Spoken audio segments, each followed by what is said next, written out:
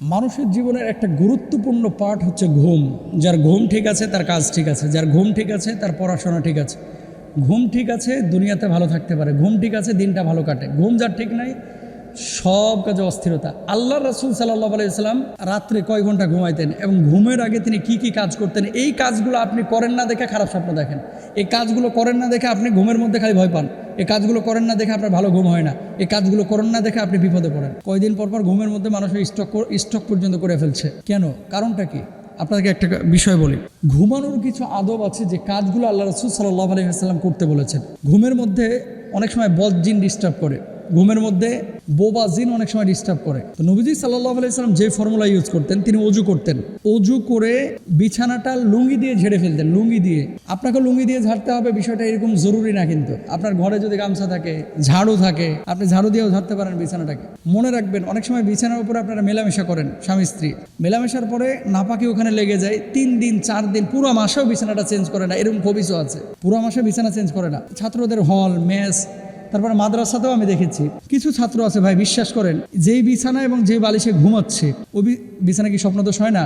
লজ্জার কিছু নাই, স্বপ্নদোষ তো হয়। এই বিছানাটা 5 মাস 6 মাসও ধয় না। অনেকে আছে ভাই বিছানার চাদর খুললে যেন খালি ছাড় পোকা ফরফর করে বাইরে হইতেছে, এরকম কিছু লোক আছে। তো এরকম যদি সিচুয়েশন হয় তো বোবা জিন আপনারা ধরবে না তো কারা ধরবে? মনে রাখবেন, যত নোংরা এবং খাবাসাত, উল্টাপাল্টা আপনার অপবিত্র জিনিস আপনার বিছানায় হোক, টেবিলে হোক, চেয়ারে হোক, রুমের মধ্যে হোক, কাপড়ে হোক, যত বেশি থাকবে আপনাকে বদজিন তত বেশি ইফেক্ট করবে। তাহলে 1 নম্বর, নবীজি নিজের লুঙ্গি দিয়ে অথবা কাপড় দিয়ে বিছানাটাকে ঝেড়ে ফেলতেন। আপনারা বিছানাটাকে ঝেড়ে ফেলবেন। আমরা যেটা করি এখন, তো অফিস থেকে এসে বা দোকান থেকে এসেই বিছানার উপরে শুয়ে যাই, শুয়ে মোবাইল মোবারকটা নিয়ে রাত 12টা পর্যন্ত টিপাটিপি করি। এই টিপতে টিপতে কি দেখে জানেন? কখন ড্যান্স দেখে, কখনো ওয়াজ শুনে, কখনো গান শুনে, কখনো ডিজে শুনে। শুনতে শুনতে আল্লাহ বিল্লাহ করতে ভুলে যায়, এশার নামাজের খবর নাই, আস্তে করে মরার মতো পড়ে যায়। খবরদার এই কাজ করবেন না। তো নবীজি কি করতেন? সূরা ফালাক, সূরা নাস, তারপরে হচ্ছে আপনার সূরা ইখলাস, সূরা কাফিরুন, তারপর আয়াতুল কুরসি, এগুলো বিসমিল্লাহ সহকারে পড়ে 2 হাতের তালুতে ফু দিতেন। এভাবে ফু দিয়ে নবীজি মাথা থেকে পা পর্যন্ত পুরো বডিতে হাতটা কি করতেন? আপনার মর্দন করতেন, মুছে দিতেন। 3 বার করতেন, কখনো কখনো 1 বার করতেন। তো আপনারা এটা করবেন।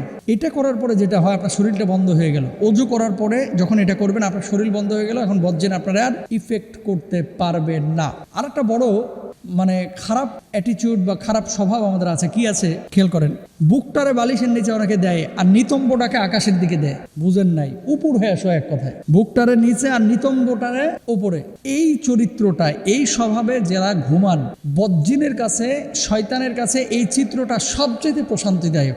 আপনার স্ত্রী যদি এভাবে শুয়ে থাকে, এটা অস্বাভাবিক মনে হবে। আপনিও যখন শুয়ে থাকবেন না, আপনি বুঝতেছেন না যে আপনি তো স্বাভাবিকভাবে শুয়ে আছেন, কিন্তু যারা আপনাকে দেখতেছে তাদের কাছে অস্বাভাবিক মনে হবে। কাতারে দেখেছি, দুবাই দেখেছি, এয়ারপোর্টগুলোতে কিছু চেয়ার আছে, শুয়ে থাকা যায়। সেখানে দেখি কিছু বিদেশি আছে, ওখানেও উপর হয়ে শুয়ে থাকে। তার পেছনের যে কি চিত্র, তাল নাই, কিন্তু এগুলো উচিত না। তো এটা শয়তান পছন্দ করে, এটা বদজিন পছন্দ করে।